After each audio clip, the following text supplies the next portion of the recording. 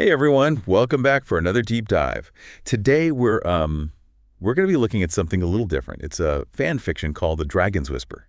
Oh, cool. Yeah, and it takes place after, the Voldemort thing is done. Okay, so after the main Harry Potter series. Got it. Right. And it focuses on this like unexpected relationship that develops between Harry Potter and Draco Malfoy. Oh, that's interesting, like rivals to maybe something more. Yeah. I'm intrigued. Exactly. Like how do they even like get to a place where that could even be a possibility? Yeah, after all that history. Right. So I thought, this would be super interesting to kind of unpack because it explores how shared trauma and personal growth can like lead to these unexpected connections. Mhm. And the story uses Draco's Patronus to kind of show how much he's changed. Oh, so his Patronus transforms. That's a big deal, right? Mm. Because it reflects who you are deep down. Exactly. And you're not going to believe this, but it becomes a dragon. Oh, wow. Okay, so we're talking major transformation here. Yeah. Not just like a little shift, but like a whole different creature. Right. So to understand this whole thing a little better, let's maybe take a step back and kind of recap who these characters are and why this is such a big deal. Sure. So we've got Harry Potter, the boy who lived, Gryffindor, all that. Yeah, like the hero. Exactly. And then you've got Draco Malfoy, Slytherin, always trying to one-up Harry. Kind of a bully, really. And they were like enemies for years. Yeah, throughout their whole time at Hogwarts. So to see Yeah. them, like, connect in any way, let alone romantically, that's a huge shift. Huge. And the story starts with this really pivotal moment in the Forbidden Forest. Okay, what happens? Well, Harry runs into a Dementor. Uh-oh. Not good. Right. And just as he's about to like defend himself, Draco steps in. Hmm. And he summons his Patronus to drive the Dementor away. No way. He saves Harry. Yeah. And that's when like everyone realizes that his Patronus isn't just any animal, it's this powerful dragon. Whoa. So I know Patronuses are really important in the Harry Potter world, but can you kind of explain it for those who might not be as familiar? Sure. Like you said, they reflect your inner self, like your deepest qualities. It's like a magical guardian that protects you from dark creatures, especially Dementors. Right. And they can change too, right? If someone goes through a major life event or like a big personality shift. Yeah, exactly. So for Draco to have a dragon Patronus, it means something huge has changed inside him. Totally. And I mean, a dragon, that's not just any animal. In the original books, Draco was always more like a snake, ambitious, cunning, even a little bit, well, a little bit dark. Yeah, I see that. But a dragon, that's something else entirely. Mhm. Dragons are powerful. They're associated with like fire, chaos. There's a sense of like raw energy there. Oh, that's a really good point. It's like he's tapped into this power within himself that we never really saw before. Right. It makes you wonder like what's going on with him internally, what's led to this transformation. Well, the story digs into all of that. Like it explores how Draco feels guilty about his past actions, and how he wants to redeem himself, but he's not quite sure how. Yeah, I can imagine that's a lot to grapple with.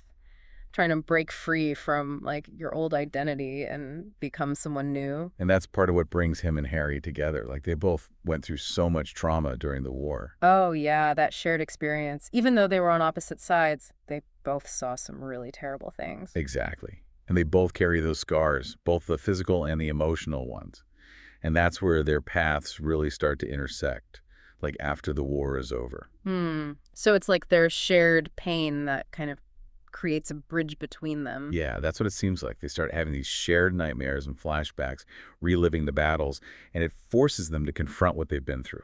That's powerful. Like those experiences can be so isolating, but when you find someone who understands, who's been through something similar, it can be really connecting. Right. And there's this one scene in chapter 3 that's just like so intense. They're both overwhelmed by a memory of the Battle of Hogwarts. And there's this raw emotional moment where you realize like, wow, these two have lost so much. That sounds heartbreaking, but also kind of beautiful, like they're finding solace in each other's pain. Yeah, it's like the weight of their past is what ultimately brings them together. It allows them to see each other as fellow survivors instead of just as enemies. That's a huge shift in perspective, and it makes me think about how the dragon Patronus, that symbol of Draco's transformation, plays into their relationship. Yeah, good point. It keeps evolving throughout the story, right alongside Draco's character. Right, like at first it seems to represent all that inner turmoil he's dealing with, that chaotic energy he's trying to control. But then as he starts to confront his past and build this connection with Harry, the dragon takes on this whole new meaning. Like it becomes a symbol of hope. Yeah, and maybe even like protection. It makes you wonder if it's not just reflecting Draco's personal growth, but also hinting at something deeper, something developing between him and Harry. Hmm. That's a great point. And that's where things start to get really interesting. But before we jump into that and see how their relationship actually unfolds, let's take a moment to consider what this tells us about second chances and the potential for growth, even in the most unexpected circumstances. Yeah, I think that's really important. This story is asking us to think about forgiveness, not just for others, but also for ourselves, and to believe that people can change, that we're not defined by our past mistakes. Absolutely. So what about you, listener? What are your thoughts so far? Does this idea of Draco Malfoy finding redemption and maybe even love with Harry Potter resonate with you? I'm really curious to hear your perspective as we delve deeper into the Dragon's Whisper. Okay, so, we were just talking about how Harry and Draco start to connect, but things don't just magically become easy for them. The story doesn't shy away from showing the real challenges they face as they get closer. Right, like the whole wizarding world probably wouldn't exactly approve of them being together. Yeah, exactly. Like, can you imagine the scandal if people found out that Harry Potter and Draco Malfoy were more than just friends? Oh my gosh, the gossip would be insane. Totally. And the story really digs into this. Like, it shows how much hypocrisy and prejudice still exist in the wizarding community even after Voldemort is gone. Yeah, like people still judge others based on which side they were on during the war. Exactly. There's this like lingering distrust between those who fought for Voldemort and those who fought against him. It's almost like it's reflecting real-world problems, like discrimination and how hard it can be to overcome those deeply ingrained prejudices. Absolutely. And it's so interesting how the author uses Ron and Hermione to show these different perspectives on Harry and Draco's connection. Oh, yeah. Like Ron's totally against it at first. Yeah, because he's like super loyal to Harry and he still sees Draco as the enemy. It's hard for him to accept that Draco could actually change. But then there's Hermione. She's a little hesitant at first, too. But she ultimately wants to believe that people can change, and she encourages Harry to be open-minded. Yeah, Hermione's always been the voice of reason and empathy. She's like, hey, let's not judge people based on their past. Let's give them a chance. She's the one who challenges everyone to look beyond those old labels and see people for who they really are. Exactly. And her reaction is so important because it kind of shows us what Harry and Draco might face from the wider wizarding world. Like a whole range of opinions and judgments. Right. But on top of all those external challenges, they also have their own internal stuff to work through. They both have a lot of baggage from the war. Yeah, it's not all sunshine and roses. Yeah. They have to confront their own demons and past mistakes. That's what makes them feel so real, you know? They're not perfect heroes. They're just flawed people trying to heal and figure things out. There's this really powerful scene in Chapter 4 where Draco confesses to Harry about how much pressure he feels to prove he's changed. Like he's still haunted by the things he did when he was younger. Ah, that's sad. And I bet it takes a lot of courage to admit that kind of vulnerability to someone you used to consider an enemy. It does. And what's amazing is that Harry opens up to Draco, too. He talks about the burden of being the boy who lived and how he always feels like he has to live up to this impossible standard. That's so true. Like, everyone expects him to be perfect and heroic all the time. Exactly. And that shared vulnerability is what really solidifies their connection.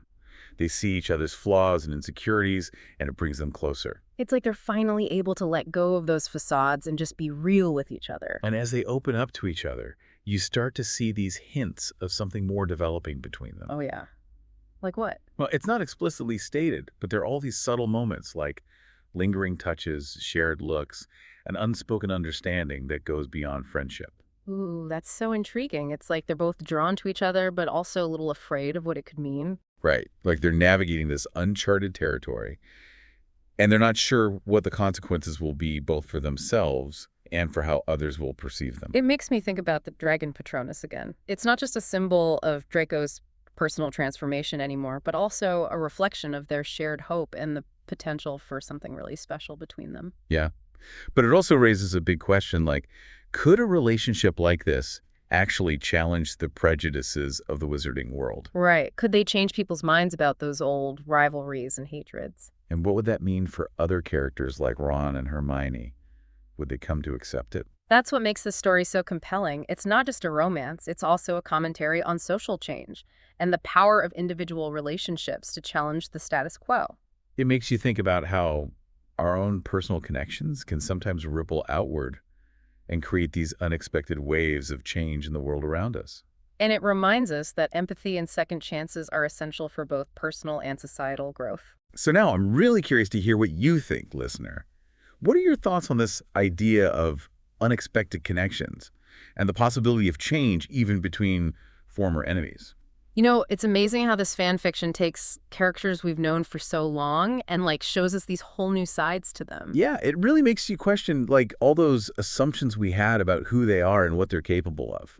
Like we always saw Draco as this bad guy, you know. Right, the bully, the spoiled Yeah. rich kid. But this story makes us rethink all of that. It's like the author's saying, "Hey, maybe there's more to him than meets the eye." Yeah, and it challenges us to do the same in our own lives. Like maybe we shouldn't be so quick to judge people and put them in boxes. Totally. And what I find really interesting is that the story never actually labels what's going on between Harry and Draco. Oh yeah, like is it just a really intense friendship or is it romantic love? Exactly. It's kind of left open to interpretation. I kind of like that. It lets Yeah. the reader decide what it means to them. Me too. And it kind of reflects a real life, right? Relationships aren't always so clear-cut. Totally. Sometimes the most meaningful connections are the ones that defy those easy labels. So as we wrap up our deep dive into The Dragon's Whisper, I keep coming back to this idea of unexpected connections and the power of empathy. Yeah, sometimes the people we least expect can surprise us, and even former enemies can find common ground if they're willing to be vulnerable with each other. It's a really powerful reminder that people can change and that growth is always possible. And that forgiveness is so important, both for ourselves and for others. Absolutely. So before we go, I want to hear from you, listener. Yeah. What did you take away from The Dragon's Whisper? Did this story change how you see these characters? And did it make you think about the power of second chances in a new light? We'd love to hear your thoughts. Thanks for joining us on this deep dive. Until next time, keep exploring those unexpected corners of the fictional world, and maybe you'll find some whispers of hope and connection in your own life, too.